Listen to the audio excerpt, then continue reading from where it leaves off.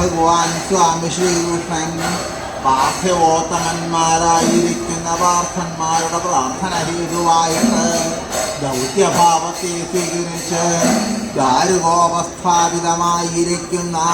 രഥത്തിൽ കരേറി സാത്യകി തുടങ്ങിയിരിക്കുന്ന ഏതാനും ജലരക്ഷാഭടന്മാരോടും കൂടെ നഗരിയിൽ നിന്നും എഴുന്നള്ളത്ത് പുറപ്പെട്ട് ഓരോരോ പ്രദേശങ്ങളെ അതിക്രമിച്ച് സായങ്കാലത്തിങ്ക് ഹസ്തിനാപുരിയെ പ്രാപിച്ച അവസരത്തിങ്ക്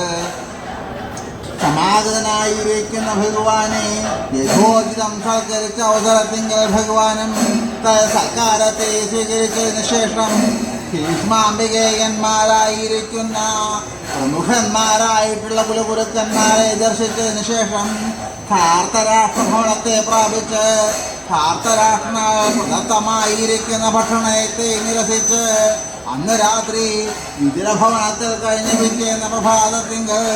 പ്രാതകൃത്യങ്ങളെ നിർവഹിച്ചതിന് ശേഷം വിതുരഹസ്താവലംബിയായി കൗരവരായ സഭയെ പ്രാപിപൂതം ചെയ്തു.